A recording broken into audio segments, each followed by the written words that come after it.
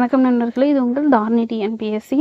நம்ம சேனலில் போட்டித் தேர்வு நோக்கில் நிறைய வீடியோஸ் பார்த்துட்டு வந்துட்டுருக்கோம். ஸோ இந்த வீடியோ இன்றைக்கி எதுக்காக அப்படின்னா, நிறைய பேர் என்ன பண்ணியிருக்கீங்க அப்படின்னா, இப்போது 2026 பிப்ரவரியில் typewriting and short and exam நடந்து முடிஞ்சிச்சு.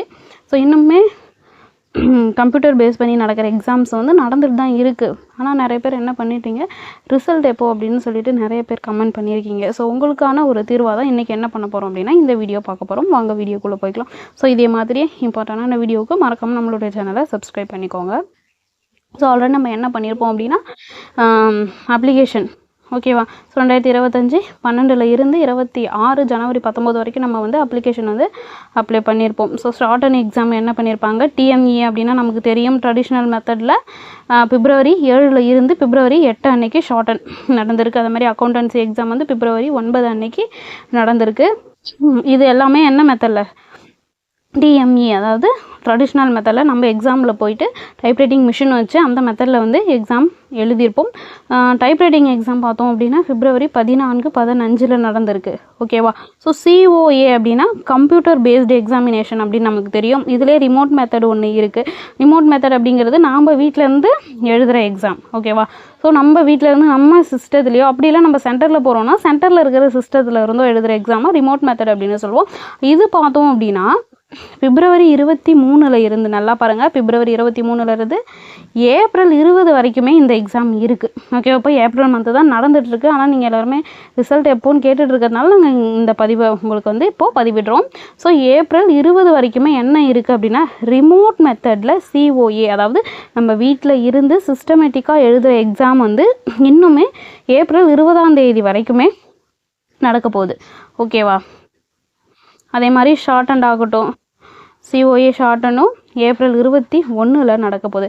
ஸோ இதெல்லாம் நடந்து முடிஞ்சதுக்கப்புறமா தான் என்ன பண்ணுவாங்க அப்படின்னா, நமக்கு ரிசல்ட்டு அப்படிங்கிறது வெளிவரும். ஸோ அந்த ரிசல்ட் வெளிவரத்துக்கும் அவங்களே வந்து சொல்லியிருக்காங்க. ஓகேவா. ஸோ என்ன எக்ஸாம் முடியறதுக்கே ஏப்ரல் 21 வரைக்குமே எக்ஸாம் நடக்கும் அப்படிங்கிறத அவங்க கொடுத்த நோட்டிஃபிகேஷன்லேயே சொல்லிட்டாங்க. ஓகேவா. அப்போ ஏப்ரல் 21 அப்புறம் தான் கன்ஃபார்மாக வந்து ரிசல்ட் அப்படிங்கிறது வரும். ஸோ அதுவும் அவங்க சொல்லியிருக்காங்க பாருங்கள், டிஎம்இ அண்டு சிபிஇ அதாவது ட்ரெடிஷ்னல் மெத்தடு கம்ப்யூட்டர் பேஸ்டு மெத்தடில் ரிமோட் மெத்தடுக்கு மட்டும், அதாவது ரிமோட் மெத்தட் என்னென்னா நம்ம வீட்டில் இருந்து எக்ஸாம் எழுதுகிற மெத்தடுக்கும் நம்ம சென்டரில் போய் டைப்ரைட்டிங் மிஷின் வச்சு டைப்ரைட்டிங் அடித்தோம் இல்லையா. ஸோ அந்த 2 எக்ஸாமுக்கும் என்ன சொல்லிட்டாங்க அப்படின்னா, ஏப்ரல் 30 ஓகேவா. ஏப்ரல் 30 2026 ரிசல்ட் வந்து பப்ளிஷ் பண்ணுவோம் அப்படின்னு சொல்லிட்டாங்க. ஸோ இதில் கவனிக்க வேண்டிய விஷயம் என்னென்னா, டென்டென்டிவ் அப்படின்னு சொல்லிட்டதுனால என்ன பண்ணலாம், ஏப்ரல் 30 ரிசல்ட் வெளியிடலாம்.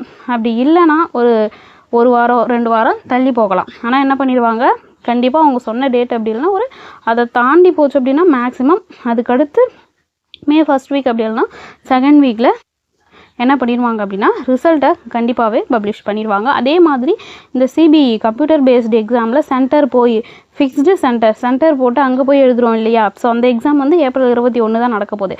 ஆனால் அதுக்கு என்ன பண்ணிட்டாங்க அப்படின்னா, மே 20 நாங்கள் ரிசல்ட் வெளியிடுவோம் அப்படின்னு சொல்லியிருக்காங்க. ஸோ இதுவுமே சொன்ன டேட்டில் வெளியிடலாம். டென்டென்டிவ் அப்படின்னு சொன்னதுனால என்ன ஆகலாம், மேக்ஸிமம் 1 வீக் அப்படி இல்லைனா 2 வீக் தள்ளி போகும்.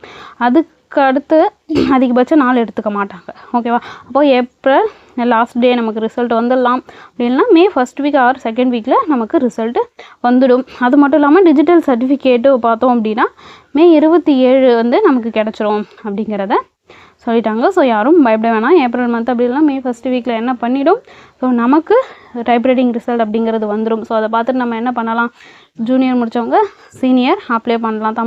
இங்கிலீஷ் முடித்தவங்க தமிழுக்கு அப்ளை பண்ணி ஆகஸ்ட் மந்த்து எக்ஸாமை அடுத்து நல்லபடியாக எழுதுங்க. அப்படி எழுதுனோம் அப்படின்னா நெக்ஸ்ட்டு குரூப் 4க்குள்ளேயே நம்மளால் என்ன பண்ண முடியும், சர்டிஃபிகேட்லாம் வாங்கிட முடியும். ஓகேவா. ஸோ நீங்கள் உங்களுடைய டவுட் வந்து இந்த வீடியோவில் கண்டிப்பாக கிளியர் ஆகிருக்கும் அப்படின்ட்டு நம்புகிறேன். ஸோ இதே மாதிரியான இன்னும் ஒரு பயனுள்ள வீடியோவில் உங்களை சந்திக்கிறேன். ஸோ மறக்காமல் இந்த மாதிரியான வீடியோவுக்கு நம்மளுடைய சேனலை சப்ஸ்கிரைப் பண்ணிக்கோங்க. லைக் பண்ணுங்கள், ஷேர் பண்ணுங்கள், கமெண்ட் பண்ணுங்கள். நன்றி.